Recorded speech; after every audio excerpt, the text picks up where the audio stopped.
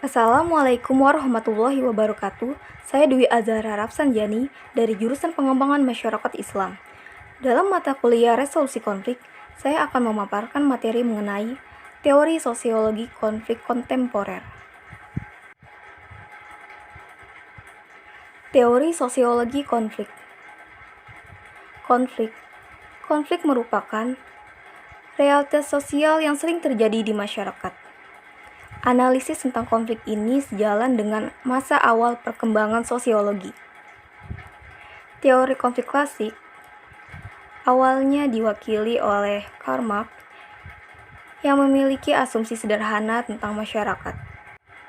Menurutnya, konflik merupakan determinasi oleh faktor ekonomi, khususnya pertentangan antara kaum proletar dan borjuis.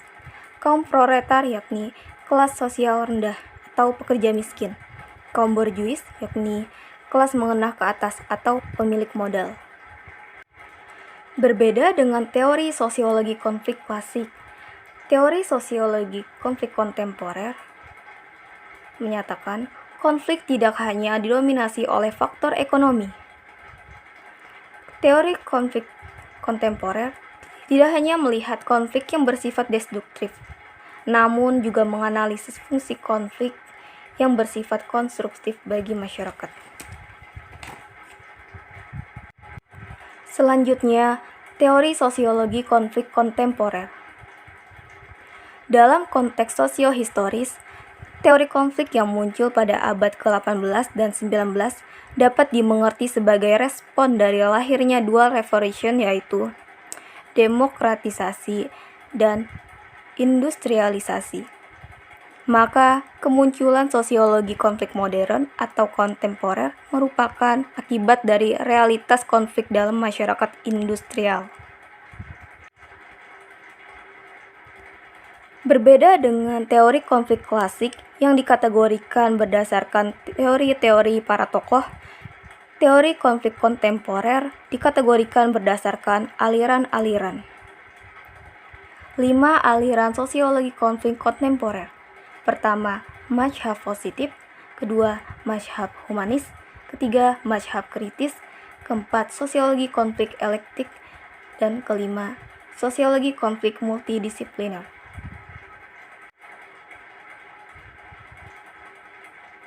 Selanjutnya, tokoh teori sosiologi konflik kontemporer. Khususnya pada mazhab positif, ada 2 tokoh, yaitu Ralph Dahrendorf dan Lewis Althusser. Pertama, Ralph Dahrendorf. Ralph Dahrendorf dilahirkan di Hamburg, Jerman pada tahun 1929.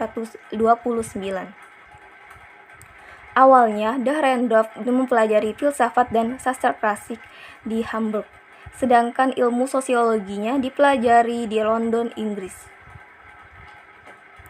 Karyanya yang paling populer adalah buku berjudul Class and Class Conflict in Industrial Society yang diterbitkan pada tahun 1959.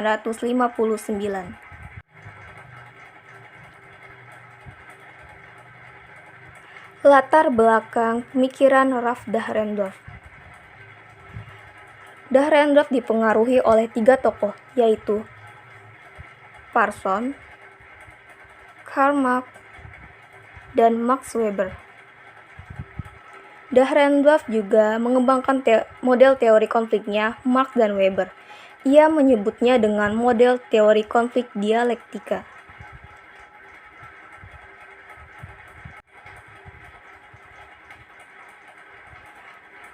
Dalam teori sosiologi konflik dialektika, Dahrendorf memandang bahwa perubahan sosial tidak terjadi melalui proses penyesuaian nilai-nilai yang membawa perubahan, tetapi terjadi akibat adanya konflik yang menghasilkan kompromi-kompromi yang berbeda dengan kondisi semula.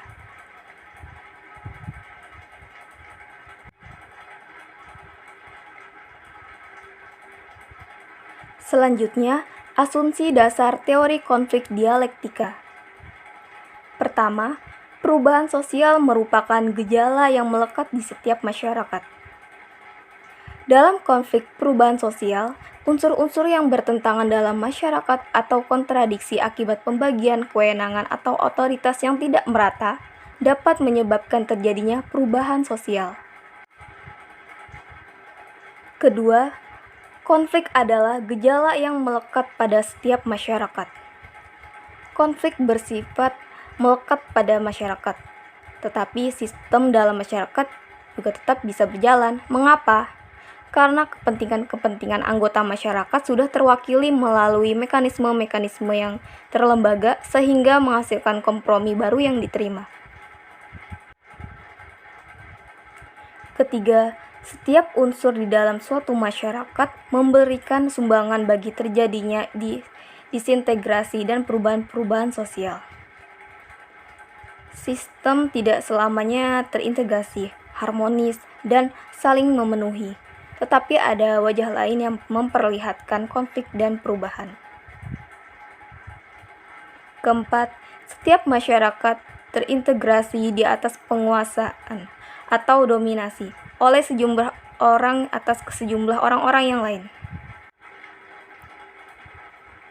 Bagi Dahrendorf, masyarakat memiliki dua wajah, yakni teori konflik dan teori konsensus. Para teoretisi konflik harus menguji konflik kepentingan penggunaan kekerasan yang mengikat masyarakat. Sedangkan para teoretisi konsensus harus menguji nilai integrasi dalam masyarakat. Bagi Dahrendorf, dua hal tersebut merupakan satu kesatuan yang saling terhubung satu sama lain. Oleh karena itu, tidak akan ada konflik jika tidak ada konsensus yang mendahulunya.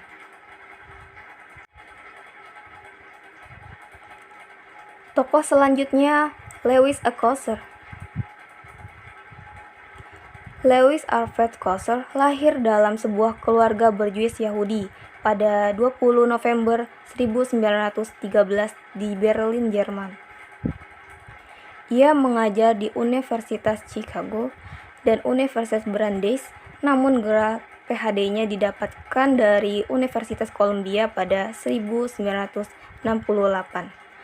Gelar guru besar didapatkan dari Universitas Brandeis. Kemudian di universitas ini pula Kosser banyak berkiprah di dunia sosiologi. Karya yang sangat fenomenalnya yaitu buku The Function of Social Conflict merupakan sebuah eksposisi yang perkembangan karya Simmel yang lebih tajam dalam hal fragmentasinya. Jadi buku The Function of Social Conflict merupakan kembangannya dari karya tokoh Simmel.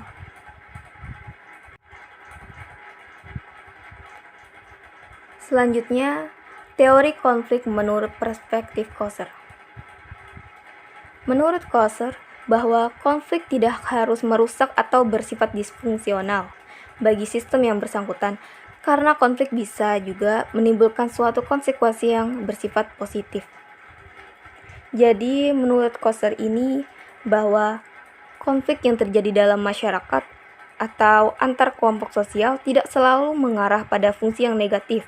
Konflik juga dapat bersifat positif bagi tatanan suatu masyarakat atau kelompok sosial.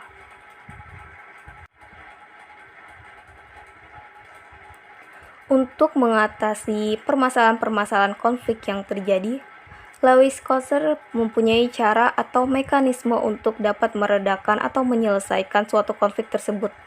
Mekanisme yang Kosser sebutkan ini dinamakan katup penyelamat. Katup penyelamat sebagai jalan keluar yang meredakan permusuhan, yang tanpa itu hubungan-hubungan di antara pihak-pihak bertentangan akan semakin tajam.